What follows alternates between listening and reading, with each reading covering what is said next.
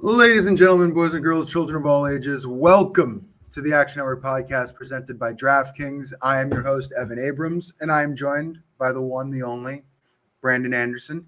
Tonight feels like a little bit of a different show.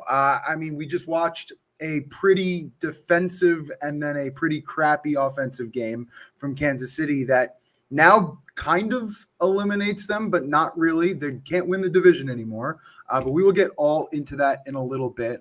Plus, we will get into Monday Night Football, Brandon's hot read, tons of stuff. We will try to get through things relatively quickly since I believe, Brandon, and you can kind of hit on this before I give my stat. Like at this point, go through the games, but it's kind of about the weeks to come, the playoffs, some bets, like things of that nature to kind of talk actionable going forward. But I feel like, today was a bit of a mess. We had a lot of points, which will kind of go into my stat a little bit. But what do you just make of the picture you see so far? Yeah, I think that's a lot what's happening is where we're really starting to whittle down the playoff field, and it continues to shock our system, right? Because all these teams that we thought were these, not just playoff teams, but heavy Super Bowl contenders continue to look on the outside. So we got the Chiefs look nearly outside for good. The Ravens are back outside again. The Lions, even though they got their win, are still outside, I believe, at this moment in the 8th seed. The Bears fall from the 1 down to the 7 today. So we really have kind of like knocked out 5 or 6 teams in each conference, but the other remaining teams are just like topsy-turvy every single week. So it's been pretty wild. It really felt like I know we've done this like how many times, me and you, we the media, it feels like the death of the Chiefs dynasty. And I know we keep doing that, but like they're pretty close to just out of the playoffs right now. Like I thought about just going in all black today and coming to the funeral. So I feel like once you do your stat, that's kind of where we have to start, is just the Chiefs. So they've been the story for almost a decade now, and they're not the story this year anymore. The one thing I'll say, even if the Chiefs don't make the playoffs, as long as they have Patrick Mahomes, and I'd probably add Andy Reid to that, the dynasty's not dead. The dynasty's dead when Mahomes is no longer a Chief. Like whatever they do in the offseason, whatever they do next year, if they make the Super Bowl next year or whatever the case may be, people will say he's no longer the GOAT because of Brady, whatever, missing the playoffs. Who cares? Like there's still a long road ahead. Right now, this year, injuries, like there's lots of reasons why Kansas City kind of is where it is, but we'll get to that in 1 second. Look how excited we are. Let me just get this stat out of the way. So 2 things, another week, another set of public sides kind of down the drain. So they are 4-6 this week. That's 60% of tickets or higher. Philly kind of in that spot tomorrow night, about 60% right now, but a lot can happen in about 24 hours. Those 60% teams are 50 and 84 now ATS, 37%. And under and below 513 of 14 weeks. And we had mentioned it. Overs started week 14, 11-1 before Sunday Night Football. And with just Minnesota and Washington shut out going under the total. Now 11-2 after Sunday Night Football. And if Philly and the Chargers go over the total tomorrow night, I believe, and I have to double check this, I'll put it out later, it will be the highest win percentage for overs in a single week since 1996. So we will see what happens on Monday Night Football. But let's get to Sunday Night Football first. Houston wins the game 20-10. They cover the +4.5 on close, under 41.5. I think I want to start kind of just with the steam late. Like this was a 3.5 point spread, and about an hour before kick, 45, and then 30 as we got closer. This went to 4, then went to 4.5. It even touched 5. Before coming back right before kickoff. So there was some steam, some sharp, some money, whatever you want to call it, coming in on KC right before kickoff. I don't know what it was. I know I talked to a lot of people. I liked Houston tonight. I think a lot of people liked Houston tonight. Like if you just looked unit to unit across the board, I'm just not sure how you were laying 4 or even 4.5 in that spot with Kansas City. And it looked that way the entire night.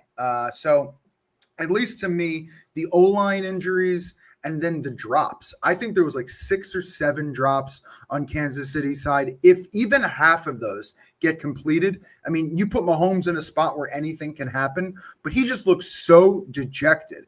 throw after throw after throw. And I have to look at the box score here. I believe he had 3 interceptions in this game. Yeah, 3 interceptions, only 14 completions. 14 completions, the lowest he's ever had in a loss in his NFL career. And for the second time in his NFL career, he completes less than 50% of passes, doing so twice in the same season when he had never done it before in any other game in the NFL with the Chiefs. So I think what we were seeing out of Kansas City this year is just a fallen apart roster, really. Like, I think this is a retooling that needs to happen in the offseason because the pieces just aren't there right now. And the most impressive, and now I'll toss it back to you after this, most impressive thing I saw today, Houston's defense, holy mackerel. Like, week to week, no matter what happens, their physicality, their hitting, like across the board, from pass rush to linebackers to the secondary, it just looks so complete. But what did you take away from tonight? Yeah, so let's start with Kansas City. We'll get to Houston because I think they need to be a takeaway here too. But you mentioned the drops. Sure. 6 drops tonight. That is the most in the Mahomes era. Kelsey had a huge drop late that became an interception. Rasheed had the big drop on the previous 4th down that basically ended the game, ended the season effectively for them. Those are your stars. Like, these are the guys that you waited for Kelsey to be ready for the big game. You waited for Rasheed to be back in the lineup. These are the guys that were supposed to kind of save the season, and they're the guys that end up ending the season. The Chiefs go 3 of 10 on 3rd down. Always the Mahomes specialty, right? They can come through when they need them. 3 of 10, 2 yards on 10 plays with interception plus a sack. Just like Mahomes, it felt like in the 3rd quarter, the Chiefs were the Chiefs. Chris Jones was doing menacing things. Kelsey had a couple of plays. Mahomes looked like Mahomes again. It was like, yes, finally, the thing we've been wanting to see. They hit the downfield pass right away after halftime. It felt like we put the time machine in like 5 years ago and watched the Chiefs again, but they only had 1 quarter. It's just 1 quarter in them. And then, you know, they kind of were feeling themselves. I think that 4th down decision was very aggressive by Andy Reid. And they kind of went the quick snap. I think they were maybe trying to catch them off guard, and it just didn't happen. You know, they didn't convert, and it goes the other way. Texans do convert on the 3rd down. Stroud looks like he's going to take a sack out of field goal range. Instead, avoids it and gets the 1st down. A couple plays later, they get the touchdown, and that's it. From 10-10 to season over, basically.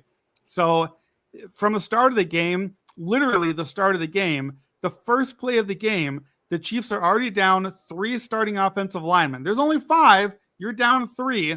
And their 3rd string tackle, Wanya Morris, gets injured on the first play. Looks bad. Looks like he's probably done for the season too.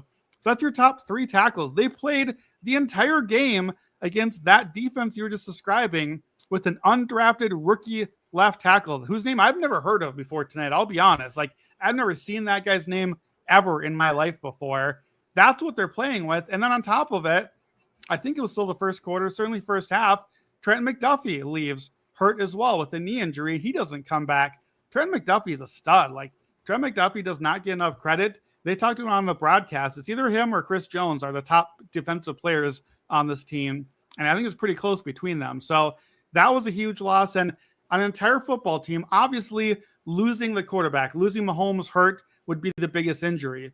But if you look at cluster injuries, where the injuries add up the most, we say it over and over: offensive line and cornerback. So here's the offensive line missing 4 of its top 6 or 7 guys against the best defense, and then missing your top corner, and the cascade effect of that all the way down. They missed Watson early in the season as well. I think you're right that the roster has decayed, but the roster has decayed by age and injury also. Like, they just can't get healthy.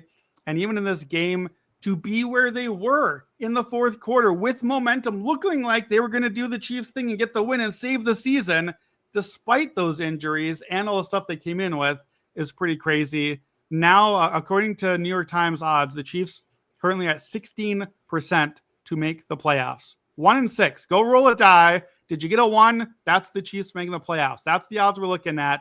I thought the Colts loss would help them today. It did, but they needed to win tonight. They go Chargers at Titans, Broncos at Raiders. Okay, that sounds winnable, right? Great. Even if they run the table per The Athletic, they are just barely better than a coin flip to make the playoffs then. You lose even a 1, they're down to 4%. So we're basically on life support here. Like, they need to win out, which right now there's no real guarantee they should be doing that. The Chargers are playing for the playoffs. The Broncos are playing for the 1 seed. So they got to win all 4 of those. And they're going to need a bunch of help at this point, which they started to get some. We'll get to those games later. But this probably was the end of the Chiefs season. You're right. Not the end of the dynasty. Pat's going to still do Pat things. But it feels like maybe the end of this version of the dynasty, because Kelsey and Chris Jones in particular, other than Pat Mahomes, they're the guys, and it feels like we can't get too much more of them at this point. We got one more glorious quarter, and then I think that may have been it tonight. Yeah, the decision from Andy Reid. I haven't looked at the data. I'm sure everyone's going to say it's puzzling as hell, especially I think when you look at it from what CJ Stroud had done up to that point and how shook he looked on his side to not punt to him and just allow your defense. If he would have drove down the field and that's how you lose the game, I would have accepted that a lot more than this. Yeah, because you gave him the short. It's just you kind of hit. It was a very odd decision. Yeah.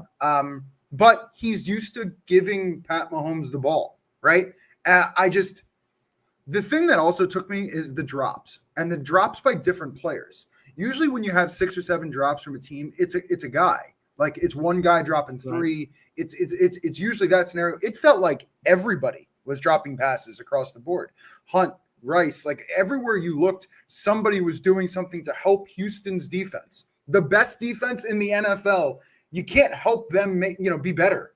And that's pretty much what the Chiefs did tonight. I think that Charger game tomorrow night is just a little interesting to the fact that they get them at home the next week on a short rest. So maybe a small advantage there. We'll see what Herbert looks like, and we'll talk about that later.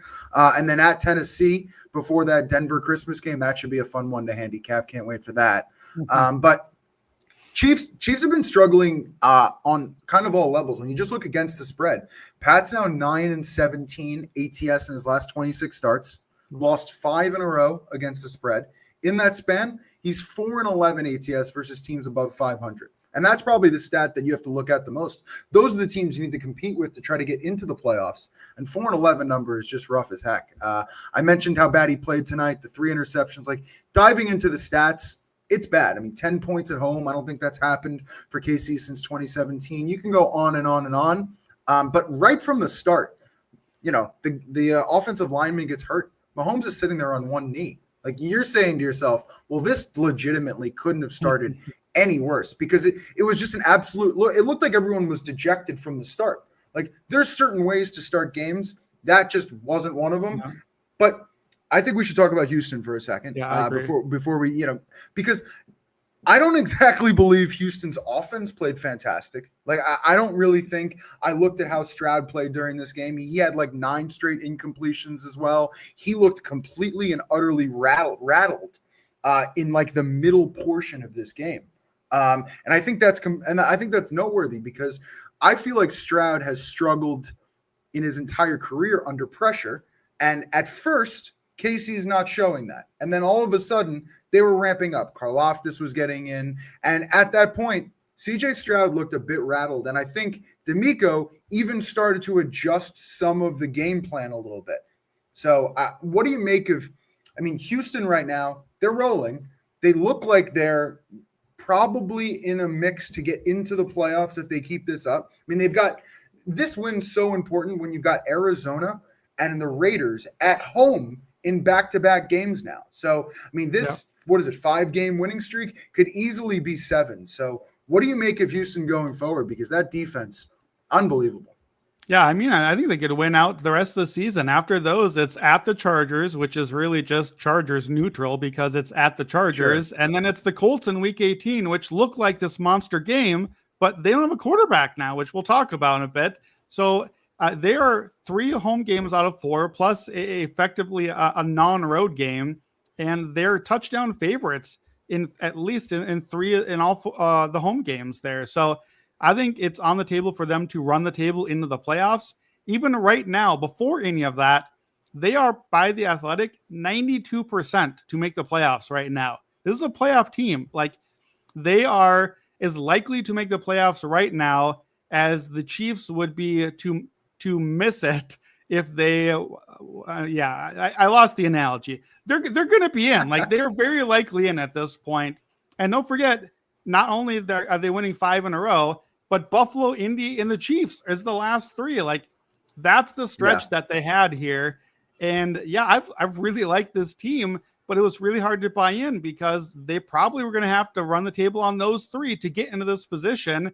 But now they've done it. And 2 of these on the road, Chiefs and Colts as well. Right now, still only about 1-3 shot at the division, but I don't totally believe in Jacksonville just yet. And that schedule certainly is winnable for them. Even if they don't get the division, but make the playoffs, they're probably the 5 or 6 seed.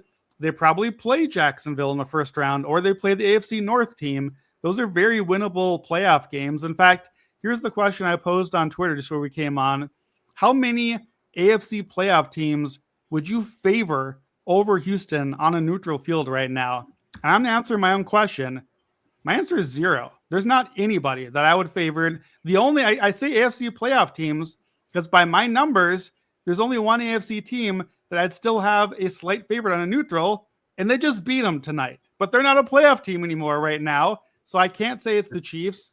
And right now, my top 4 teams in my power ratings are all in the NFC, and then it comes in Houston not long after that. This defense is awesome. The offense has slowly been trending up, and you're right, Stroud looked shook, but the game plan was clearly Spags, blitz, blitz, blitz all game, then blitz some more. And Stroud looked shook because he's getting hit all game, but he hung in there, and he made some big throws on 3rd down, and he made the winning throws. Like, he got them over the line in this game in ways where he wasn't doing that earlier this season and last season. So I think there's certainly a real threat in the AFC, and I think we have to move past them being a threat to make the playoffs. They're a threat to make noise in the playoffs at this point. Like, they could be coming out of the AFC now.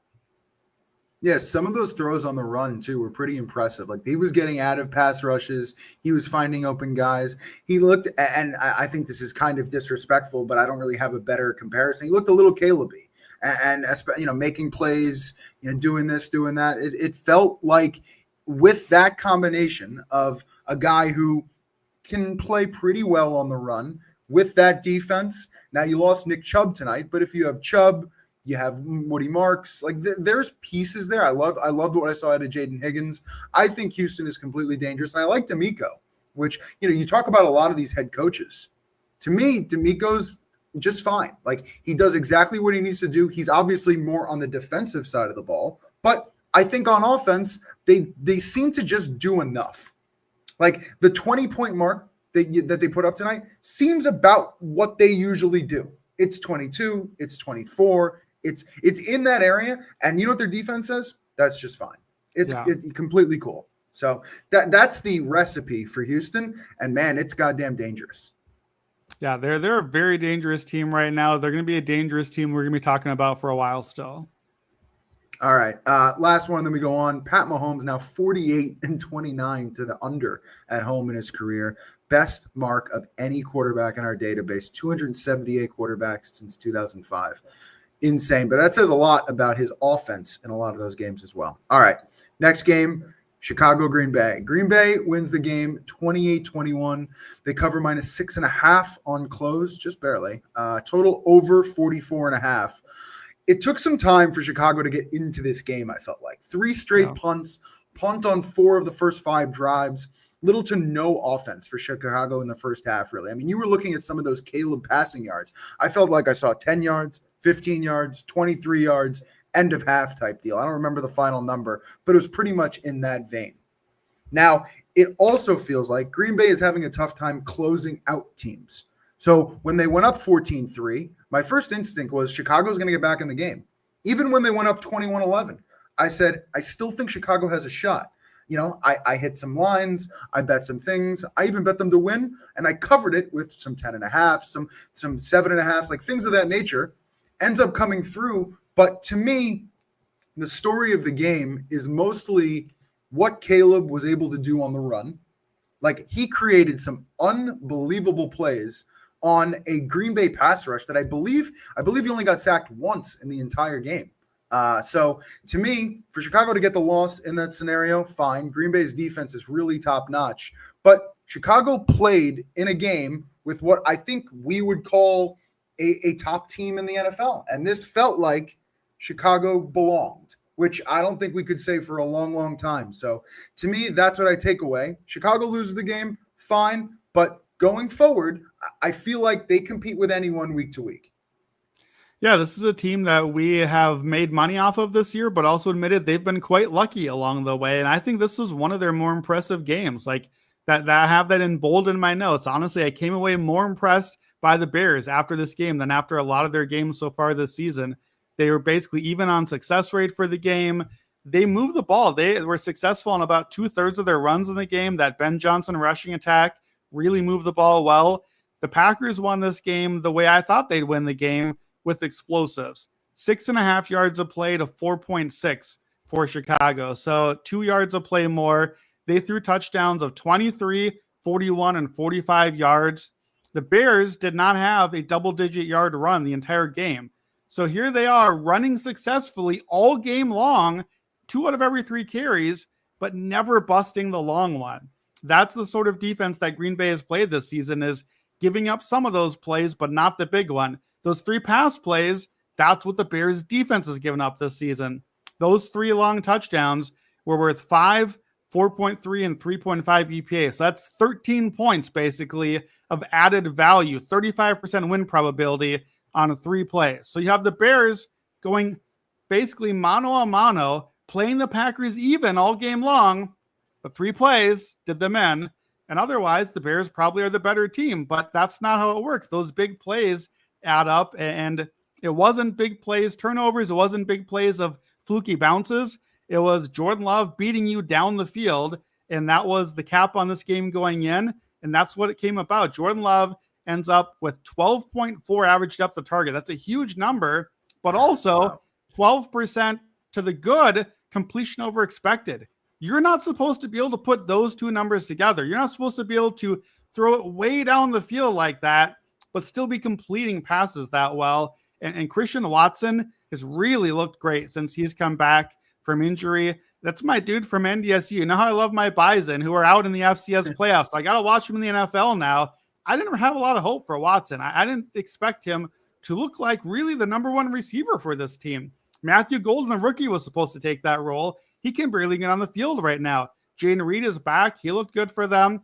Watson, 89 yards, 2 touchdowns in this game, continues to be that big play go-to guy for the Packers. And for Jordan Love, we talked about as an MVP candidate. If they got this win going forward, his MVP odds are about in half after this. So Stafford back as the clear lead, but Love's closing. Like, he is clearly the 3rd guy at this point. So yeah, I think honestly, you come away kind of impressed with both teams here. Like the Bears, we mentioned, dropped from the 1 to the 7 seed, but that's just because everything is so contested.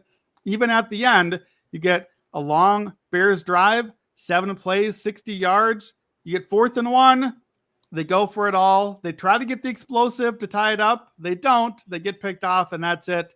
I agree with you. I was really impressed with Caleb Williams. You're not going to see in the box score. Like, this was an eye test Caleb Williams game to me. The box score stats are whatever. 1 sack is nice. He's been really good at avoiding sacks this year. He's literally 0.0 EPA per play. Nothing in the numbers is going to tell you he was great. He just looked and felt the part today in a huge game on the road. I thought the Bears have a lot of good takeaway out of this. Chicago's still about 2/3 chance to make the playoffs, 20% in the division. So a damaging loss for sure. But they go Browns next. Now I'll say this. That's the exact sort of game the Bears would usually lose. As the guy that lives here in Chicagoland and watches, the Bears at home against the Browns, they lose that game and blow the season after losing this one. I think this Bears team is different. I think Ben Johnson's Bears are different, but don't do it, Chicago. They go Browns, Packers, at Niners, and Lions. I played around with the odds. 2 and 2 is probably enough to make the playoffs. That's basically the story there. So beat the Browns, and then you need 1 more. It's going to be tough, but you get a home Packers, at the Niners, home Lions. And all three of those might effectively be playoff games. But guess what, Evan? We just watched them in effectively a playoff game, and they belonged on that field, and they looked the part, and they should be able to win one of those games at least and get in. I mean, they belonged literally up until Caleb made the dumb throw, which he seems to do. It just, that's the thing. And that's my notes. Like, amazing job. 99.9%. That pass was just stupid. I mean, there was just plenty of different opportunities, and the pass was dumb. And Green Bay probably shouldn't have covered this game. Like, you look at kind of the way both teams played. Chicago stayed in the game, take it for what you will, but that's the way I kind of looked at it. The other thing I'll say is when Kraft went down for Green Bay, I thought it would have been a bigger issue, but I think adding Reed and still having just Green Bay might have the best array of weapons, even without Kraft, because Golden's doing nothing, understood. Musgrave doing his job. You have Dobbs basically did nothing today. Like every week, I feel like they can kind of pick one or two guys, and it's enough to get the win. Because their defense, kind of like Houston's, keeps them in the game, keeps teams low. It's 20 points, it's 18 points, it's 21 points. Usually, that's what Green Bay does, and their pass rush usually keeps them and usually does those things. So to me, that's the way I look at it. Also, Toyotathon. I mean, Jordan Love, fantastic, right? 3 touchdown passes, 1 pick. So Jordan, I call this the Jordan Love zone. First 10 weeks of the season, 12, 13, and 1 straight up. He's now 16 and 7 week 11 on. So we're about to turn on. Green Bay's about to roll. They're going to keep going. Their schedule, I just looked at, I used Tankathon, just strength of schedule overall remaining. I thought Green Bay's would be a little bit higher, but obviously, Baltimore and Minnesota at the end, maybe not as good as represented in their record, but at Denver, at Chicago, home Baltimore, at Minnesota. I mean, if Minnesota still cares by that game, that's a little bit of a tough one on the road in a division opponent. If Green Bay would have lost this game, I that's a tough stretch, but I think at this point they could probably drop one of those games, maybe 2 of those games, and be probably just fine in the race. So this was a big one for Green Bay. Yeah, and they're favored in Denver next week. Denver, the current 1 seed. Green Bay is favored on the road there. And I just checked my numbers. By my numbers, I think Green Bay will be favored by about the same margin in Chicago as well. So they might be favored even in those games. And granted, they're favored by like a point. But if you're favored by a point effectively, we're saying, okay, you're close to a coin flip. So can you get one of those? Can you beat the beat the Broncos or the Bears on the road? By the numbers I checked, I have Green Bay 96% to make the playoffs right now. So they're in basically 58% for the division, which obviously is the key here. If they beat the Bears in that other Chicago game and sweep them, 73% for the division. So that one game is a pretty big swing for them. They swept the Lions. Not as important as far as tiebreakers because they have the ties, so there won't be any tiebreakers with Green Bay. But certainly just two wins for the Packers, 2 losses for the Lions was big. The Lions are only 44% for the playoffs. We're not going to talk about them because they played Thursday, but they're at 6% for the division. So even though they had what felt like this huge win, now there's a whole Sunday of games, and the other NFC teams all keep winning as well, the ones ahead of the Lions at least. So yeah, still not great news for the Lions. They've got work to do. This division, Packers, Bears, Lions, still looks like we only get 2 of the 3 into the playoffs. I want all 3. Like, I think they all belong in the playoffs.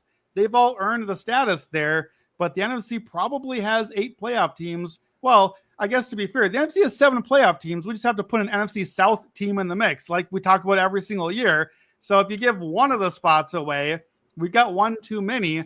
And we have Niners, Seahawks, Rams, and we have these 3. And you can't put 3 and 3 from 2 divisions. The math doesn't math that way for you. Even with the Cowboys out, even with the NFC South out of the mix, we can only have 5 of those 6 teams. And I still think one of these teams is going to get cut. So for all the good stuff we just said about the Bears, rightfully so, this might be the game we look back in a month and say, man, if they could just get over the line there, they wouldn't be missing the playoffs today. But look where they are now, because it's going to be tough for Chicago. Even if they beat the Browns, they're not in this yet. Like, they've got work to do. They've got to get over the line still. And one of these teams, I still think that week 18 Detroit-Chicago game, I think it's going to be a knockout game. I think that is a playoff game, and one of those teams is going to go home and not deserve it, because one of those teams could go over in the AFC and be like among the favorites, but that's not how the bracket works.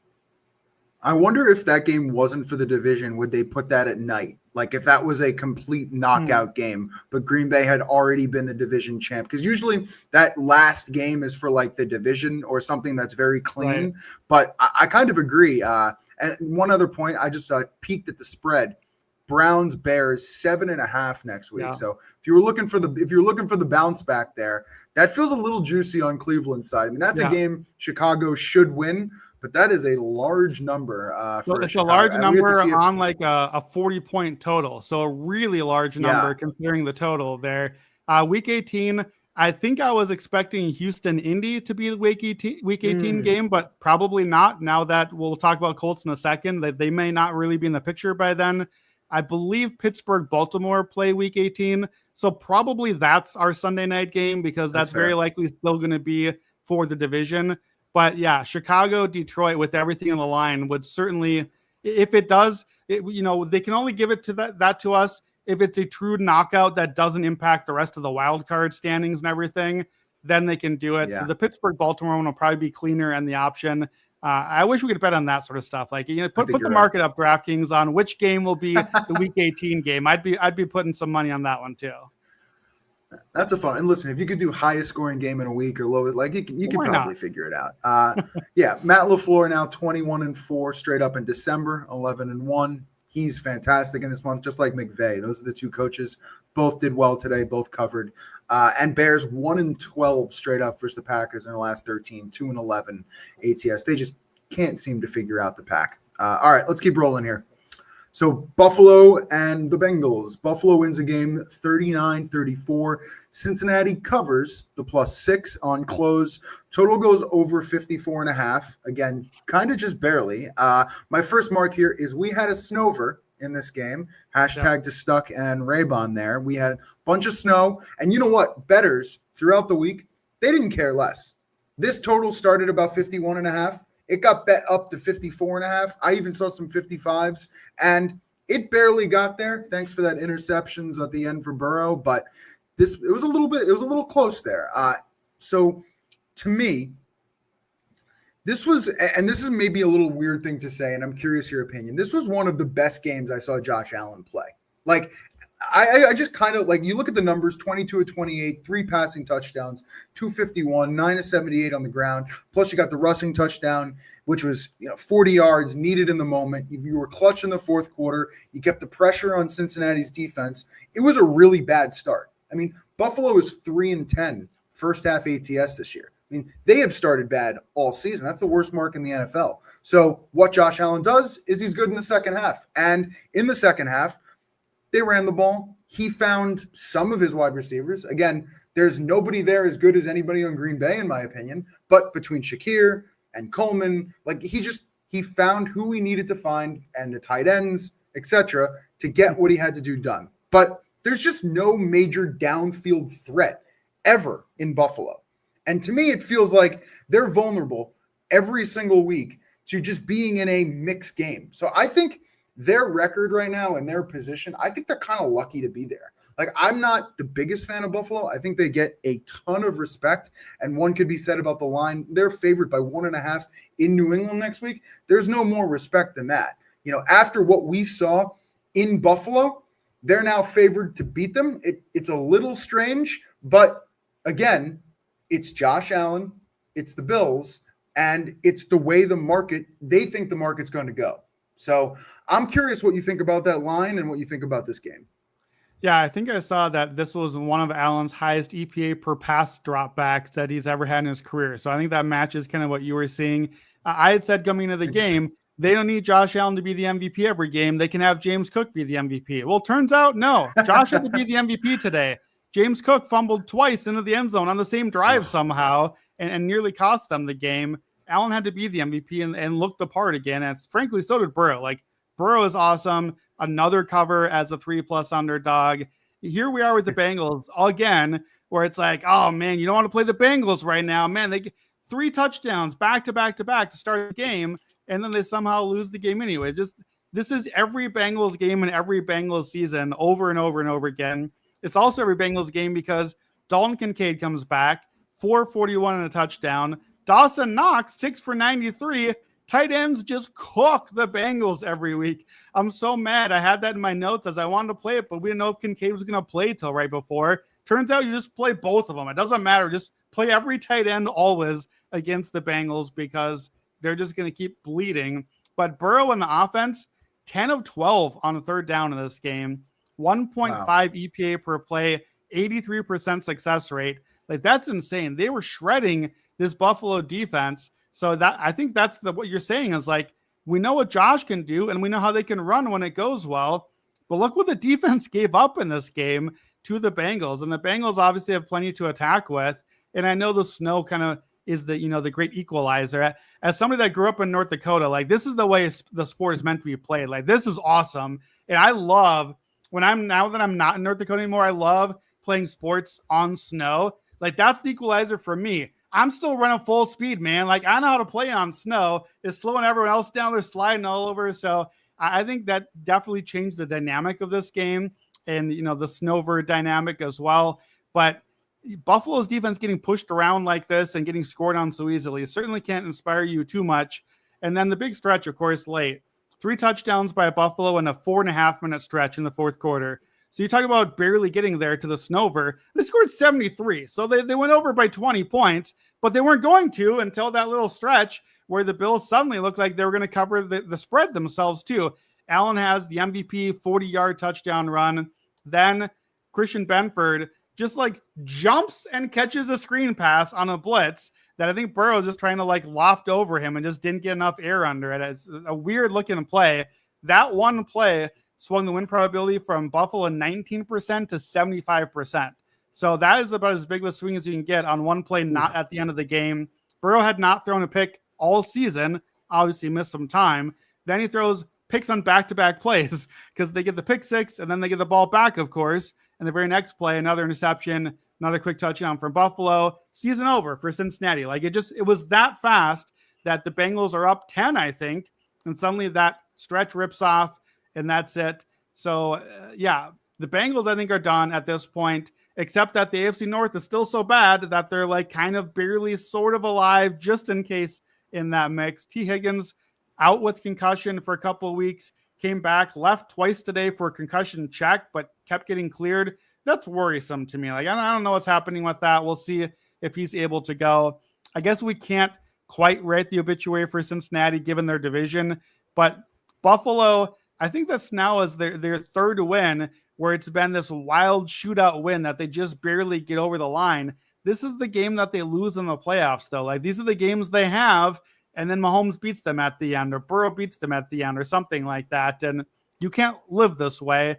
Maybe, though, if you want to be the optimist, can you live last week with James Cook running 32 times on the Steelers? Can you win a couple of those games, but then when it's not working like this one, or when you need a little more because the defense isn't happening like this one, now you let Josh put the cape on and go play Superman? Could you win 2 easy games with James Cook and let Josh be Josh for the other 2 games? Rather than 4, could he do it for like 2 of those or 1 and at least get to the Super Bowl? Okay, I can maybe buy that formula, especially in this year's AFC. So maybe that's the hope. I just don't know if Buffalo really knows when to do that or when not to. And this should have been a game. Well, I was on James Cook over, so of course I think should, but it should have been a game for Cook and just running all over them. And they needed Allen to be Superman, and he still can, it turns out. Yeah, 9-4. They sit at the 5 seed right now, and a big game because they're at New England, as we talked about next week. Right. The week after, they're at Cleveland, which at Cleveland, never the easiest thing to do, even though I guess the Titans won there today. And then they face the Eagles. So at the end, at home against the Jets, which pretty much an automatic win, but you got to get to that Jet game. And, if today would have been a loss, there would have been some damn pressure there in the next few weeks. But I feel like a little bit of that is off, even though that AFC field is still really, really, really tight. And they have a massive division game coming up with New England, which would have mattered no matter what. But with the win, I feel like it's a little bit of a different story. Obviously looking for revenge. That's going to be the game of the week next week. A lot of big spreads, but to me, that's the one to look forward to. The other thing, and I saw this from Next Gen Stats today, Christian Benford, not only with the play, but 16 matchups against Jamar Chase, 2 targets, 0 receptions, 1 pick six. I mean, T. Higgins went off, 2 touchdowns. He was all over the place, but that is a massively important job for, one of the best receivers in the game to kind of just eliminate him, which is really, really helped in this one. But yeah, that's what I take here is the Bengals seem to lose the same game every time. I believe they're 4-7 when they score like 33 plus points in their last 11 games. Absolutely, truthfully, just ridiculous how this keeps happening. And Cincinnati's defense played a great first 2.5 quarters or so. Like they were really keeping Buffalo at bay. But Josh Allen's throws in this game, some of those throws between defenders on the run, like he was an absolute magician. And that's why I said what I said. I feel like this was one of the best all-around games I've seen him play. Yeah, this was probably the most fun game of the day too. And then again, I'm a sucker for a snow game, but just that game is my aesthetic. A shootout back and forth, 2 superstar quarterbacks. Give us Bills Bengals every year. Give it to us again in the playoffs. Like if Buffalo loses out, just put it on an exhibition. Give us like a Thursday night January Bills Bengals game. I'll watch it anyway. Yeah, I'll allow Vanderbilt. If they would have gotten the game this weekend, we might as well just throw Bills and Bengals out there. All right. My question for you is if the interception doesn't happen, the first Burrow interception, I feel like this game might go under. I feel like that caused a bit of a so that was kind of the point. I think the Bills still were slowly trending toward winning the game. I don't think that the Bills cover either way, but I think it goes under, but the Bills still look like they're going to not a momentum thing, but it seemed like they had found some answers and were pretty well in control there. But yeah, that swung in a hurry when that happened. Yeah, and you had mentioned it. Cincinnati now 13-1 to win the division. So still there, but far away. All right, 4 games. We're going to do some short recaps, and then we're just going to do scores, and then we're going to get to some bets. Pittsburgh, Baltimore. Pittsburgh wins the game 27-22. It's 5.5-point dogs. Total goes over 43.5. Just another terrible first half from the Ravens offensively. And that's kind of the center of my notes because I feel like without that terrible start, there's a different finish. They get the touchdown right before the end of the half, but up to that point, 3 total points. And they completely go away from the rushing attack, which I had heard people being like, hey, listen, if Derrick Henry doesn't get 20 carries and this, and that in this game, everyone's got to be fired. Well, most of that didn't happen in the first half. And then all of a sudden, things started to change a little bit. Lamar started to run in the second half.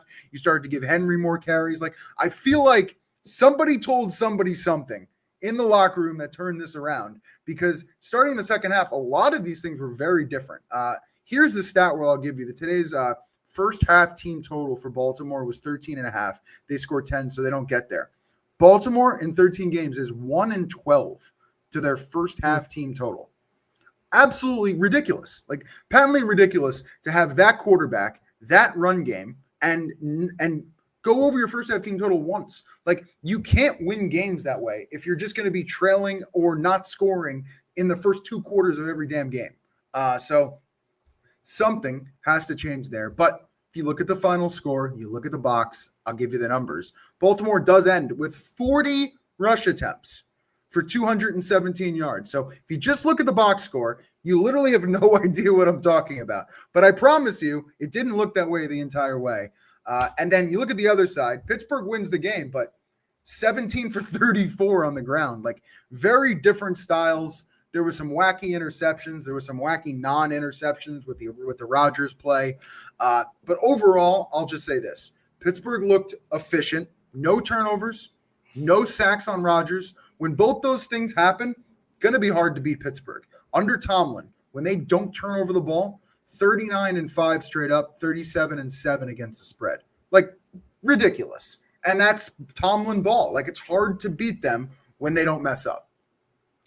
Yeah, I had coming into this game, I had Steelers trends 16-1, which is like the biggest trends landslide I've ever seen in my bet labs, and I still didn't take the Steelers because I was like, man, I don't know. I think the Tomlin voodoo might finally be dead. It only happened like 3 of the last 9 games that they'd actually covered.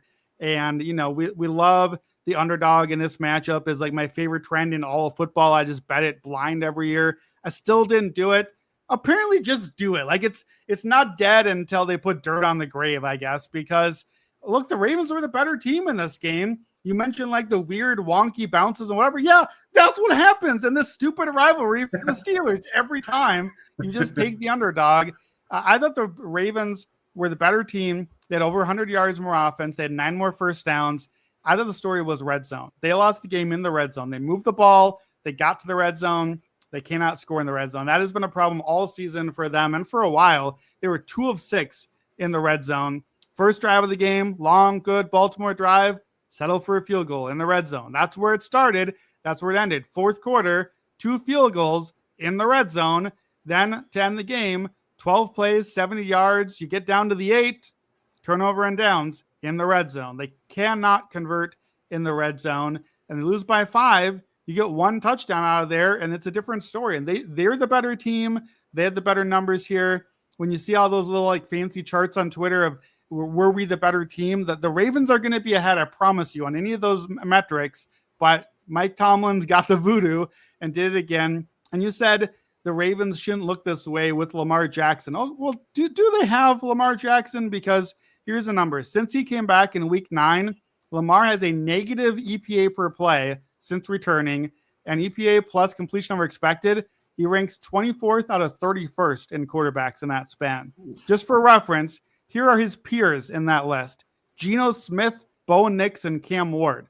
That's what Lamar Jackson is right now. The only solace, if you're a Ravens fan, is the guy dead last on that list is the other quarterback in this game, Aaron Rodgers. So it's not like Pittsburgh's going to run away with this thing, although right now Steelers are about 2/3 likely to win the division.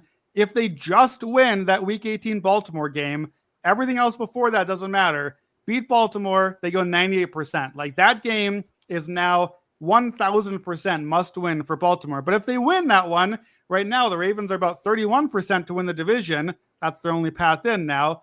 If they beat Pittsburgh, even just that one game, they go 56%. So this was the huge leverage game today. All likelihood, that's still going to be the huge leverage game in Week 18. That's why that's probably going to be that Sunday night game. But Baltimore's got work to do before that. They go at the Bengals next week, who we just talked a lot about, then Patriots, then at Packers. They might not get to the Steelers game and still be alive if they're not careful here. The way that they're playing, Bengals, Patriots, Packers, guess what? They got the worst quarterback in all 3 of those games. The way that Lamar Jackson's playing right now, and I don't think it's close right now. So if they can't get something better, and their defense looked much more like early season Ravens today than the one that we thought was getting better, there are a lot of problems with the Ravens right now. And like I almost feel like a mercy killing to their season might be a kinder ending than this like fake hope of what the Ravens should be. It's not happening, man. Like it's not there in this game against a Steelers team that like, can we just get rid of both of them? Like put the Bengals in, at least they're interesting. We don't want to see both these teams make us sad. Like they both seem like they need to go, but they couldn't both lose today. So the Steelers had to win. I guess that's the takeaway. Yeah, I guess my question back to you would be, what do we think the problem with Lamar is? Like he's hurt. He's been hurt. He was hurt. But I feel like first half Lamar in this game and second half Lamar were different quarterbacks. Like even when he was running in the second half, I saw him run and I said to myself, well, this wasn't Lamar I'm used to. This wasn't the Lamar from 2 years ago. Like there's a step missing.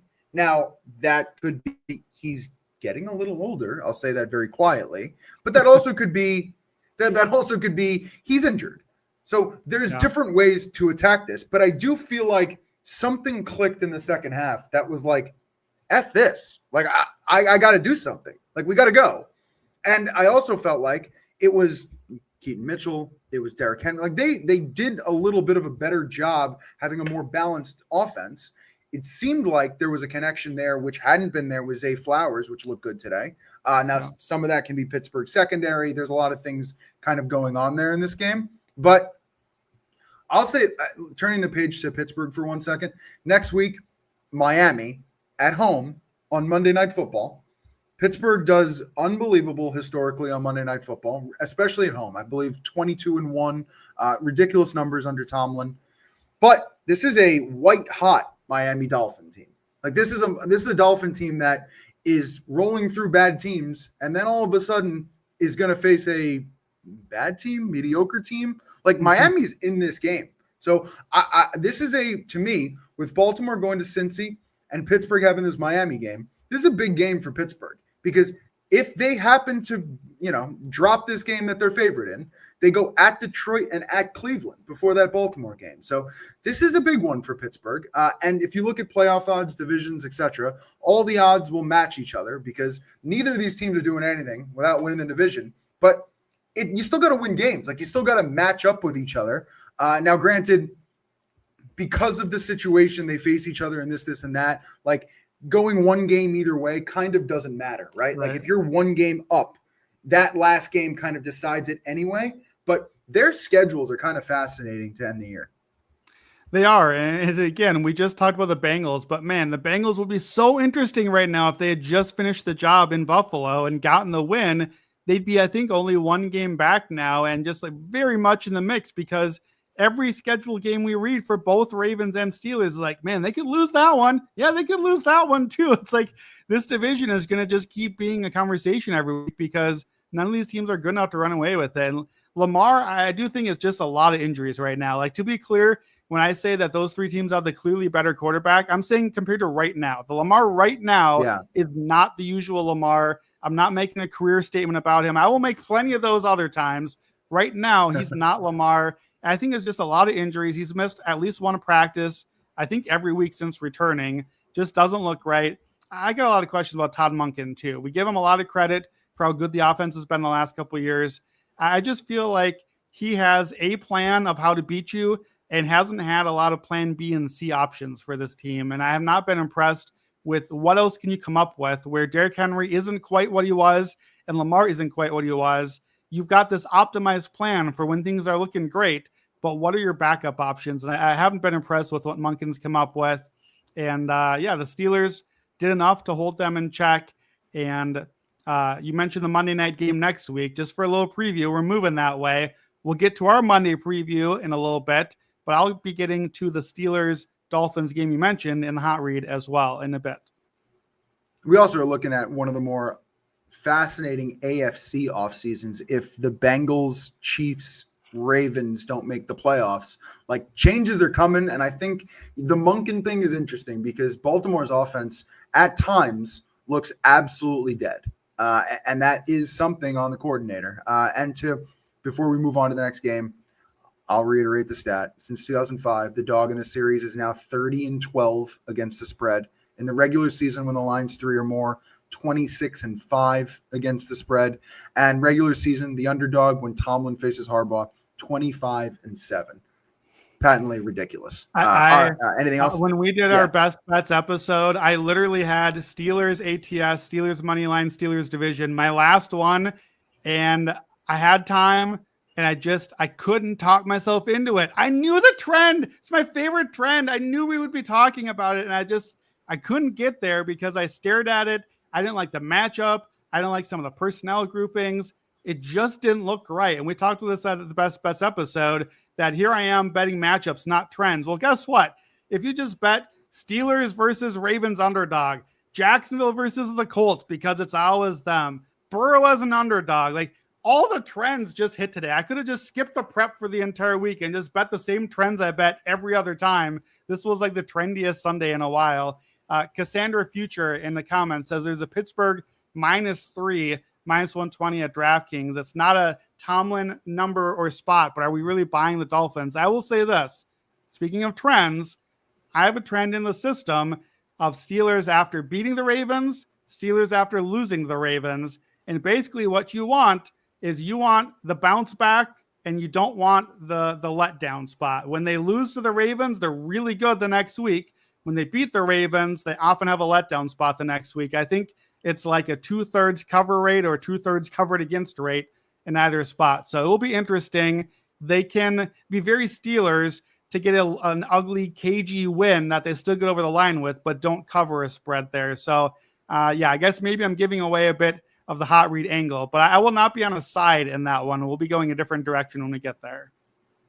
Yeah, I think we all know. All right, let's keep going here. Jacksonville wins 36-19 against the Colts, covers the +2.5 on the close. Total goes over 43.5. Story here is unfortunately something we've kind of been teasing throughout the show. Daniel Jones's injury, I believe Achilles tear is what was the news. You could tell he knew actually right away by how mad he was. Throwing the helmet, pissed off. Also, for everybody who watches football out there, when you get hurt and it's not caused by someone else, the non-contact, it's always worse. I always feel like the contact injuries, for some reason, just aren't as brutal long term. And when you're kind of doing it on your own with the fractured fibula, it was just really, really bad. And if you're looking at next year, and who knows the situation next year, but he's right up against the week 1 timeline probably with the tear. So we will see. Big offseason ahead. And Daniel Jones done for the year. Now I think the question is, you've got an 8-5 Colts team, and you've got Riley Leonard, I would guess. I mean, Anthony Richardson's still sitting on IR with a orbital bone towel injury. That he hurt before a game from a resistance fan snapping into his face. That's where we're at in the Anthony Richardson experience, by the way.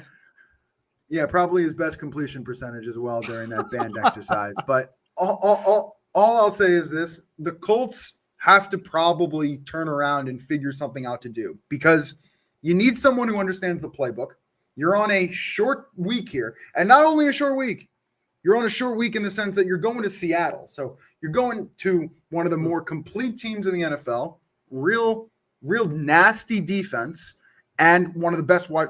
It's just not the situation you'd want to go into, especially at Seattle. Then you've got San Francisco, Jacksonville, at Houston. Strength of schedule, it is the toughest in the NFL entering this week and the toughest in the NFL entering next week. Nothing will change because all 4 of those teams are absolutely rolling right now. So the timing could not be worse. And also, just if you want to take a step back here, it's kind of sad. Ballard decides to go in, you get Sauce gets hurt. Everything seemed to have gone wrong with the right moves to try to contend this year. And from the Colts standpoint, I think it's over. I just don't see. I mean, Russell Wilson, what are your options right now in terms of trying to find somebody to run the offense? And Riley Leonard, listen, 18-29, 145, hit a rushing touchdown, threw an intercept. It wasn't awful, but he's not winning any of those games. So I think Steichen and the whole crew need to figure out a plan right now. Yeah, I think you'd maybe hope to get Joe Flacco. Would the Bengals let Joe Flacco go because Burrow's back and Flacco is going to be familiar with the offense? I think that's the hope, but I'm not sure why the Bengals would let him go. I guess it's not really an AFC rival. The Bengals aren't competing for the same spot as the Colts, but they would maybe have to face them in a playoff game if they're there. So I don't know why they would let that happen. I'd love to see Jameis. He's doing nothing these days. I'd love to see that in this offense, but I agree. Riley Leonard didn't look terrible, but is still a rookie that's not supposed to be out there. He's the only Notre Dame left playing this season, but probably not good news in Indiana on either direction there. I think also for Jonathan Taylor, Offensive Player of the Year status in big trouble now. JSN had a huge game today. And look, frankly, this is why running backs are not MVPs, because the quarterback getting hurt can destroy a team, where Jonathan Taylor getting hurt and possibly being out a while would be all right, well, the Colts aren't going to be quite what the usual identity is, but we'll see what Daniel Jones can do. No, Daniel Jones is out. It's cooked. It's done now. The Colts, by the odds, are basically a coin flip to make the playoffs, but the odds are not factoring in the quarterback situation. Jacksonville now 96%. So they're basically in, still the division up for grabs, but it feels like the division's up for grabs between the 2 other teams now, not the Colts anymore. It feels like Houston and Jacksonville just vying for probably both in the playoffs, but which one's going to get the home game into the playoffs? The game itself, not super interesting. Basically, it was the quarterback injury, but I agree. I don't think the Colts are done, but I don't know that they have a lot of options here. They almost, if I'm them, I'm not winning in Seattle with this situation, either with Riley Leonard or whatever veteran quarterback. Like, I'm almost just punting that game, rest some guys and get them healthy, take the second bye week and get whatever my quarterback is. If it's going to be Riley, get him out there and give him a shot to learn on the go. If it's going to be a veteran, go get him this week and use that game to be like, all right, we're probably not going to win this game. Let's take a shot, but let's use that as a get right spot to get some injuries healthy. And let's try to figure out the quarterback spot, because we're going to have 3 more tries after that to make a push. And they don't need to beat Seattle. That's a non-conference. They're 10-point dogs. It's probably not going to happen. So can they steal a couple games after that? And I guess what's even the point? Like, can they do that to steal a playoff spot and ruin our first game on a Saturday playoff is basically what we're really asking. Like, nobody really wants this anymore. And it's just a bummer for the Colts, because they went from the story of the season, September, October, and the huge trade of the deadline, and it just couldn't really have gone any worse at this point for them. And it sucks. It's a huge bummer. And yeah, there's just not much more to it. I love the idea of Jameis. I hadn't thought of that since I was watching him on Fox today. I forgot he wasn't retired, but I do love the idea of Jameis. The one thing I will say about this game, it was pretty one-sided and boring, but it really did turn on the Jonathan Taylor fumble. Like, I feel like after DJ gets hurt, if he doesn't fumble that ball, I mean, is there a chance they maybe stay in the game a little bit more versus this being a 20-point game the majority of the time? Possibly. But historically, I'll give you this one as well. Colts have always struggled in this matchup. Now 3-17 ATS versus the Jags since 2015, 1-10 in Jacksonville. So rough all around. And the other thing, having Daniel Jones doing the play action and kind of and the motion and the things that were really making this offense go, well, since the Colts went 41 of 323 in Berlin on the ground, they have a 3-game losing streak, and they've gone 26 of 89, 19 of 55, and 19 of 74 on the ground. You were talking about Jonathan Taylor, who's now the 3rd option to win Offensive Player of the Year, behind Najigba at -370, Jahmyr Gibbs at 6-1, and Jonathan Taylor at +850. So these 3 weeks, tanking the Colts and tanking the awards for this team. We will see how it goes, but the story here is the Jacksonville Jaguars. Like, they win the game. They've still got at Indy and versus Tennessee on their schedule, and they've got the Jets this week. So I don't even really care that Jacksonville has to go to Denver after the Jets. They have those 3 games still in the schedule. The Jacksonville Jaguars are in the playoffs. Like, they're gonna be there because they're just gonna win those games. Like, even I don't really see how Liam Cohen screws that up. The Jets aren't competitive, and I'll say this: if you look at the spreads this week, next week may not be the most competitive games you've ever seen in your life. We have about 5 or 6 double-digit favorites. Like, the slate's really insane. But just focusing on Jacksonville, the defense is nasty. The offense is just questionable, and that's all I can really say. Trevor Lawrence is the absolute roller coaster. I don't see consistency week to week. It just feels like you don't like, and maybe this is part of, we thought he had a number 1 wide receiver in BTJ, and BTJ continues to let all of us down and them down. There's drops. He's not getting as much separation. To me, I think the offense week to week is very questionable, because I think there was so much conversation around Travis Hunter that once he disappeared, Jacoby Myers, fantastic. That was a great acquisition because he's been great there. But other than that, it's been just kind of question marks week to week. Yeah, I mean, credit for Trevor Lawrence. It's kind of like a rainy game, and that normally has been like his nightmare. So at least he was a non-factor today, which is better than he normally is in those sort of games. But yeah, it's very unreliable there. I'm still not really I'm whelmed at best by Jacksonville. I'm looking at my power ratings right now. I have Jacksonville I have them 19th right now. So they're a playoff team, but I'm not really giving them much credit still week to week. I will tell you right now, there's no chance I'm laying 10 or 11 with Jacksonville against anybody, let alone the Jets or whoever next week. So that's like 3-4 points high. I'm going to be staring at the Jets all week, trying to say, am I really betting the Jets again here with whoever it is they'll have a quarterback? I'll have to figure it out. But Jacksonville as that big of a favorite, Trevor Lawrence is that big of a favorite, is definitely a giant red flag, not something to invest in. But beat either the Jets or the Titans in Jacksonville and you're in. Like, that's it. You're in the playoffs. Lose the other two and the division becomes a coin flip. So it comes down to what does Houston do then? But we talked about that. I still think, so they go Jets, Titans are the bookends, but then it's at Denver, at Indy. And unless the Colts totally implode, I think the Colts could get that game, and Denver will be a big favorite against Jacksonville and probably the right favorite there. So I still think the division is gettable. I think Houston can catch them, and we'll see with that. And to me, Jacksonville is a playoff team, but unless we get Jacksonville versus the AFC North team, which is unlikely, to me, that is probably the biggest fade that I'll be looking at in the playoffs. I'm just not ready to believe in this team, and it's too inconsistent week to week. The Jaguars sitting at minus 185 to win the division and a cool minus 50,000 to make the playoffs. I said that correctly. Minus 50,000. So they are a lock. They will make the playoffs. The division up for grabs. All right, you ready to keep rolling? Let's roll.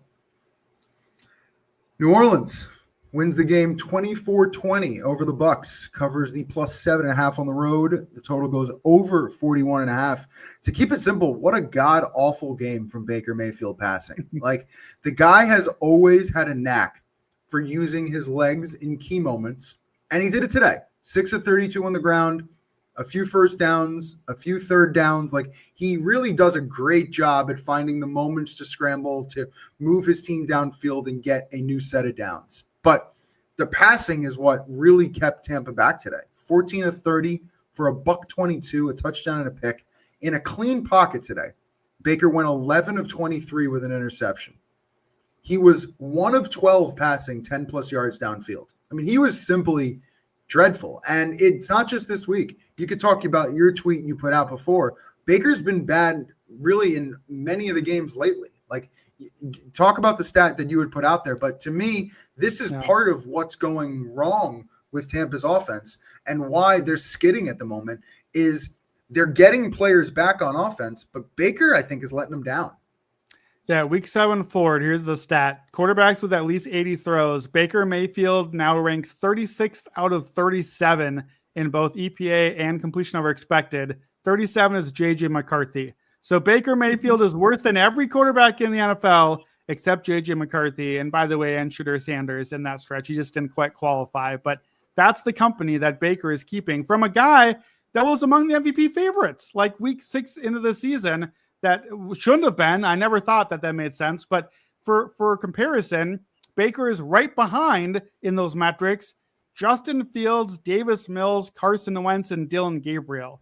Those are the kind of quarterbacks that he's playing like. And I will say Tristan Wirfs was a late scratch in this one with an oblique injury. Yep. Tristan Wirfs is a superstar. So he's the guy that was missing early in the year. Now he's back, but he's missing again. That was a big miss for them.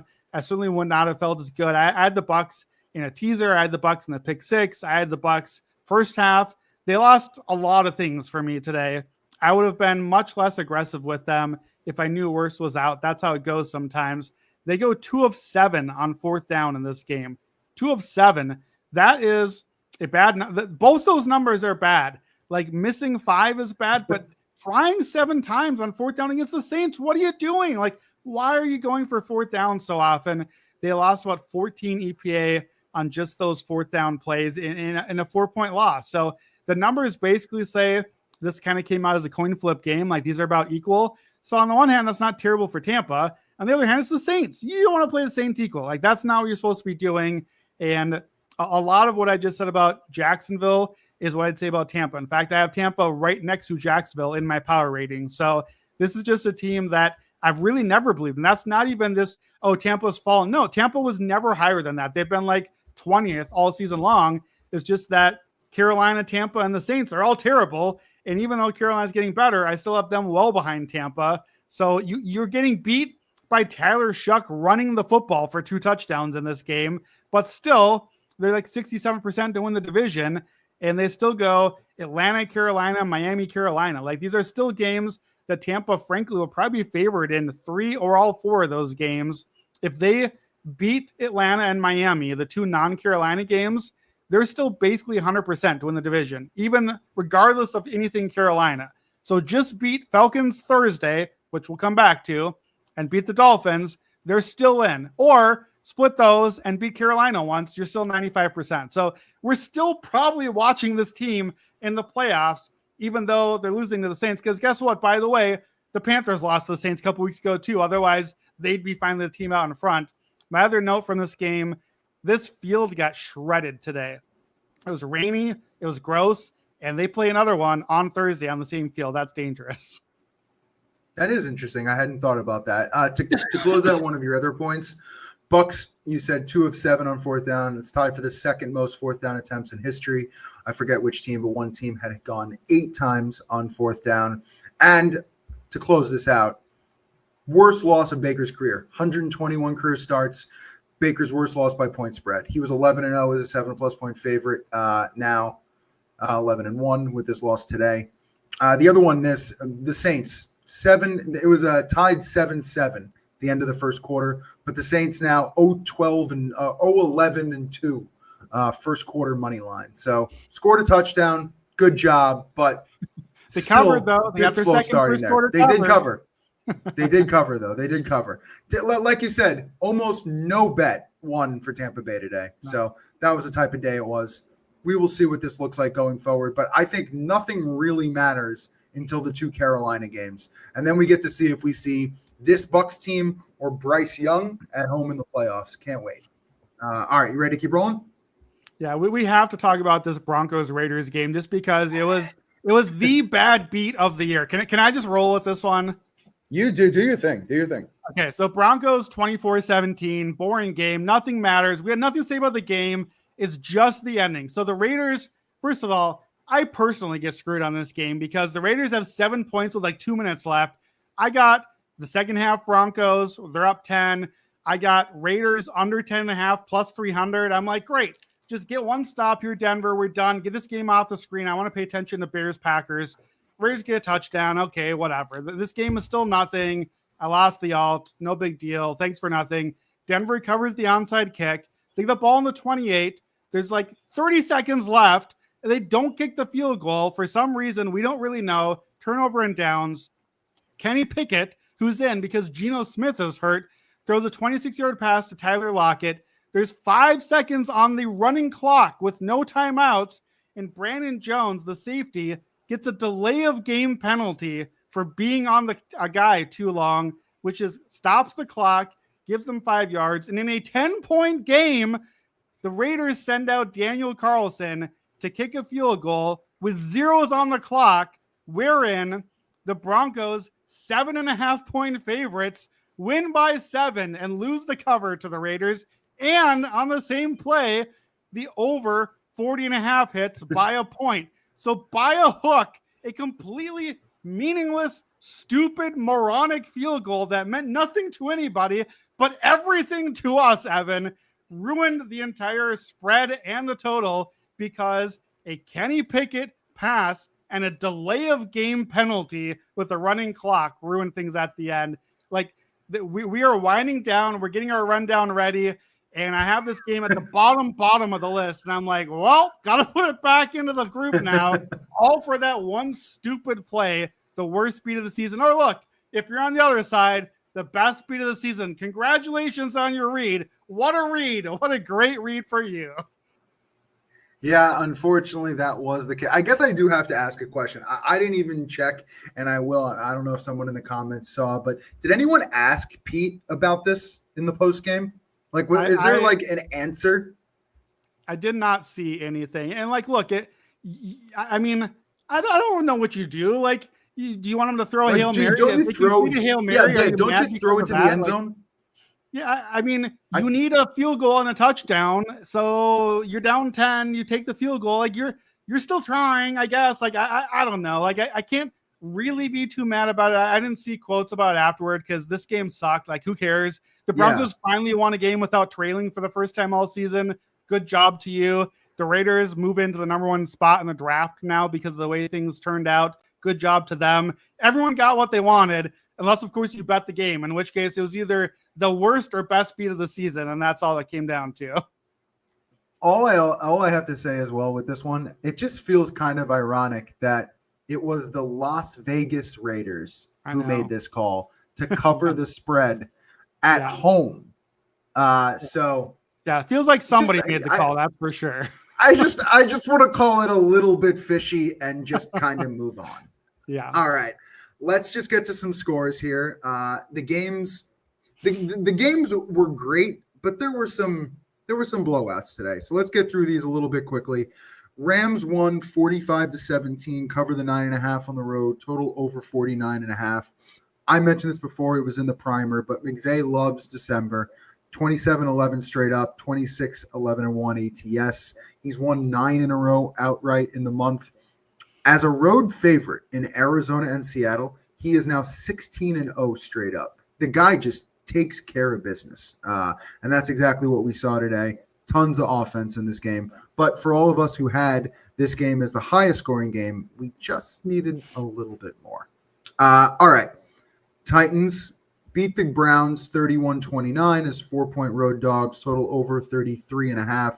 This was, and you're not going to love this stat, this was the first game since 2006 that had a total under 35 that combined for 60-plus points by both teams. Just patently ridiculous. I think I took some bets in this game. Like, there was a lot of alts that I bet were like, let's have these touchdowns in the game also go under 35.5. Well, none of that worked because there was 60 damn points in the game. Browns are now 1-6 ATS as a favorite over the last 2 years and 18-27 ATS as a fave under Stefanski. Miami beats the Jets 34-10, covers the -2.5 on the road, total over 41.5.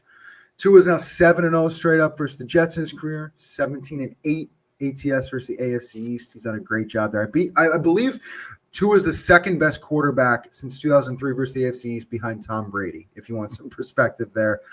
Miami keeps their playoff hopes alive. They've won 4 in a row. They've won 5 of 6. But Tua has thrown under 200 yards in all 4 of those wins. They've really not needed much of him because they've been playing bad teams. And I feel like they're really getting used to playing without Tyreek, and they're changing their style a little bit. So we'll see what that looks like against Pittsburgh. Now, the Jets eliminated 15 years without the playoffs. In that span, those 15 years, they've used 17 different quarterbacks. Not a single one is even 500 or better. Even one game, all of them under 500. Actually ridiculous. All right. Seattle beat the Falcons 37-9 as 7-point road faves. Total goes over 44.5. This was just an unbelievable lesson in cluster scoring because this was like 6-3 at the half or something like that. This was oh my God, Darnold's playing bad. The Falcons are in this, which turned into like a 30-point win. But the 1 p.m. window has been a friend to Seattle. They've won 8 straight at 1 p.m., 7-0 since the start of last season. Under Mike McDonald, they are now 10-4-1 ATS on the road. Minnesota beat the Commanders 31-0. 31-0. Covers -1.5 on the close. Lots of +1.5 early in the week. A lot of us liked Minnesota in this game because they got shut out last week. Total goes under 43.5, the only under of the day before the Kansas City night game. And again, teams to get shut out, 34-17 ATS in their next game, including 4-0 this season. Usually a good bounce back spot. All right. Now, before we get to Monday Night Football, if you'd like to tell some of these bets we're about to discuss and find the ClickSlip link in the podcast and video description, or visit actionnetwork.com/bet now. You can also look in the live YouTube chat if you're still hanging out with us, or even better, sign up for Action Pro. Action Pro users get real-time alerts as soon as experts like Stuckey, Brandon Anderson, Chris Raybon track their picks in the app. You'll get real-time money percentages to see where the smart money's flowing, access to our NFL player prop projections powered by the man, Sean Kerner. Just go to actionnetwork.com/pro to get started and use promo code POD20. POD20 for $20 off an annual subscription. That's promo code POD20 for $20 off and actionnetwork.com/pro. Monday Night Football time. This is a big one, and this is going to be a fun one. You've got the Herbert injury, lots to kind of monitor here, but Eagles, Chargers, you kind of take me here. Like, what are you seeing in this game? And then I'll give you some trends and picks. Yeah, I'm not sure it'll be a fun one. It'll be a close one. I'm not sure it's going to be a fun watch. That's We've fair. seen That's some fair. Eagles primetime games, and I'm going to go that direction. I think this is an under. I'm going to take the under 42 and a half. So you mentioned Justin Herbert coming off a left-hand surgery. We don't really know what that looks like. I think it probably means more shotgun, probably means a little more run game. It looks like Omarion Hampton should be back, so that probably helps. Jalen Carter is out, so that gives them a bit of a shot. But Chargers offensive line is in rough shape right now, where there's some really bad offensive lines out there, but they're among the worst. Eagles pass rush has been really good. Even without Carter, I think that's a big problem. Chargers offense has been fading quickly. This is the sort of game that if there's anything Eagles in them, they should be able to run on this team. That's what the Chargers are built to be run on. That's the defense. But the Eagles haven't really been doing that. They're not really themselves. So I would lean Eagles in this game, but I have it pretty close to a coin flip. So I'm not playing a side. If you like the Eagles, I think the better angle is Chargers to miss the playoffs. Plus 164 I see right now. They go at Chiefs, at Cowboys, Texans, at Broncos to close. That is a brutal closing stretch. At Chiefs is Chiefs on life support at this point, which like every Chiefs game is on life support, but that is a desperate team. Then at Cowboys, same thing. You have two teams that are basically like, if we lose, we're out for the year. So you have two teams that are better, I think, than the Chargers at home playing them. Then you have the Texans, we talked about a lot. And then at Denver, who might need to get that win to make the 1 seed. So kind of playing around with the numbers. I see if you think the Eagles beat the Chargers here, I think it's a good setup to fade the Chargers down the stretch here. And I don't trust the Eagles to score a lot either. I don't trust either team to give us great-looking football. Chargers defense is 4th in success rate on the season. The Eagles' success rate has not been good. So they just are not going to be able to move the ball successfully play by play. They're not going to be able to get the ball down deep. The Chargers are number 1 versus the deep ball. That's where the Eagles are able to get some things. Primetime unders, we know, continue to be a thing. Outside of Thursday, 61% to the under since 2019. And Jim Harbaugh, when the total is below 44, 57% to the under. Since the bye week for the Eagles, here are their totals. 17, not them, the whole game, 23, 45, and 39. So under this number, 3 out of the 4, average 31 points a game. This is ugly football. That's what I think we get. Give me the under 42.5 at DraftKings. And I quite like this one. This would have been my best bet in our episode. I just saved it for the Monday night. And then a little extra pick. And I'm looking in our comments here. Crazy Shorts, 13-938 called this one. Give me a Dallas Goedert touchdown. The Chargers are dead last DVOA against the tight end. They've not faced a lot of tight ends, but here's who they've faced. Kelsey, Bowers, Waller, Warren, and Bowers again. Those 5 dudes have 5 touchdowns in their games. So they've at least 1 touchdown in 4 of the 5. Goddard, career high 7 touchdowns, at least 1 in almost half his games. Plus 340 for Goddard touchdown. And it didn't work today, but we tried this with Quinshon Judkins. Goddard touchdown with the under is just about 10-1 odds. So I like that as a little escalator as well. You got to get out of my head. You and I seem to now kind of think the same way because I just pulled up DraftKings to try to just get some odds on some things. I'll start off with just a stat or two, and then I'll give you my picks. But I feel like it's kind of interesting. So I think we all assume that Herbert's going to start. But it was actually interesting to me to look at Jim Harbaugh's career. You know, he's only had 3 quarterbacks in the NFL, Herbert, Kaepernick, and Alex Smith. That's it. So this would have been a very interesting change to have to go to a backup. He's only gone to a backup once. It's when he went from Alex Smith to Colin Kaepernick. And then that was it. So it would have been interesting to see Trey Lance. I don't think it's going to happen. I mean, there's a chance Herbert gets hurt again and maybe something changes in a week. But at the moment, I think we're going to see Herbert with a huge cast on his non-throwing arm, and we're going to go from there. The other interesting thing is this. Least profitable coaches against the spread coming off a loss since 2021. Brian Callahan, 70th and last, 3-14. Matt Rule, 3-11, 69th. 68th on that list, Nick Sirianni, 8-15 against the spread.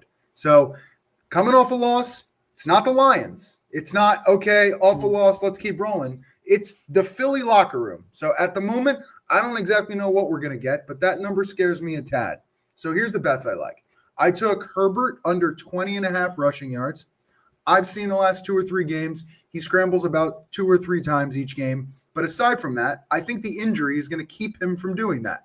I think 20.5 is just a little long because I think that's usually about what his rushing yards are. So I see the line kind of moving down. I took the under 20.5. And then for the fun parlay, I'm with you on Goddard. All the stuff about the Chargers versus tight ends. Plus, he's got the tush-push AJ Barner thing going on where lots of different ways for Goddard to get in the end zone. And then just because I like to have fun, I'm mixing him with Keenan Allen. So the parlay is Goddard and Keenan. It's 17-1 with the two of them together. If you add just an alt, like let's say you add under 45.5, let's go over a few key numbers. That 17-1 goes to 47-1. And that to me is an interesting play. I still like the under. I like it over a few key numbers, and I'm getting my touchdowns with it. Listen, if you're going to get to 40 points, and this is kind of our point with the Browns game, if you're going to get to that many points, you got to score some touchdowns. If I can accurately predict who those are, 47-1, not bad. Yeah, have a little fun and throw a parlay in, and we gotta have some way to enjoy Monday night. I think it will be a close game and an interesting game, just maybe not a fun game unless you have look. My aesthetic is 39-35 or whatever in the snow. Like I'd like to see. I'd be honestly pretty happy if if both these teams together get to 39. I'll feel pretty good about my Monday night if we get there, but hopefully not much more so we can hit our under. Yeah, a fun game to handicap, maybe not the most fun to watch. But again, if you want to tail some of these Monday Night Football bets, make sure to look for the quick slip link in the podcast and video description, or go to actionnetwork.com/bet now. That's my favorite way to do it. All the bets listed there. Just click, take you to your sports book. Beautiful. All right, Brandon, I think we've teased them long enough. What are you doing for the hot read next week? Yeah, all those overs today. So what can we do? We're going under. Multiple unders. We're going to start and end the week with some unders. So let's go to Thursday night. Falcons at Bucks. I teased this a little bit. Give me the under 44.5 at DraftKings. So ugly game, different ugly than Monday. Monday is ugly, but let's watch. Thursday is ugly, but make other plans and just hope nothing happens. Both teams ugly losses on Sunday. Kirk is struggling. Atlanta's lost 7 of 8. Their season's done. We talked about Baker, second to last EPA since week 7. Their offense feels lost right now. I think both defenses are the better half of the team right now, which frankly says a lot more about where the teams are at than it does about the defenses. But Bucks run defense is the better part. That's good against the Falcons. Falcons pass defense is their better part. That's good against the Buccaneers. I just think it's not a great atmosphere for the offense. And then short week, okay, Mike Evans, probably not going to be ready yet on a short week. Drake London, probably not ready yet. Tristan Wirfs didn't get to play today. Is he going to be ready Thursday? I don't know, but short week puts those guys in doubt. That's more offensive guys as well. And I mentioned this with the Bucks. Their field just got ripped apart by the rain. Like, that field is a mess right now, and it's sloppy conditions. That only helps the under to me. If you have this kind of ugly, gross field that's not going to be ready to play in 4 days from now, that can only help our cause. Week 14 forward, you love division game unders. If it's a home favorite under 7, 56% to the under. If it's a total from 43 to 47 points like this one, or right in the middle, 56% to the under. To me, this is a classic late season Thursday night. Like, again, go do some Christmas shopping. There are college playoff games coming. There's NBA Cup games Tuesday and Wednesday. Listen to Buckets for coverage of that. You can't do sports every night. Buccaneers, Falcons, under, and don't watch it. Nothing's happening. Get it before the key numbers, under 44.5. Yeah, I like that as well. I think the fact it's also outdoors versus in Atlanta is a bit of an advantage, and I like the total in that game as well. And you made some great points. All the injuries, short week, Falcons eliminated. And also the Falcons defense better than it had been. Like, their sacks are basically double what they were last year. Like, they're a different team. So, and I mean, we talked about Baker, so something's got to change there, but maybe it doesn't. Maybe not. All right. So that was the start of the week. Let's end the week all the way to Monday night. Another under. Dolphins at Steelers, under 44.5. Both defenses, I think, still trending up. Pittsburgh's we'll see after today, but their offense still hasn't been great despite the Baltimore game. Remember, Rodgers dead last in EPA per play among all quarterbacks since week 9. Still not looking good. Miami's defense has been quite good. They were good again today. The Jets' only touchdown came on a punt return. Miami's been number one against the run. That's good against Arthur Smith offense. That means it's all on Aaron Rodgers and frankly all on DK Metcalf. And he can't quite do everything.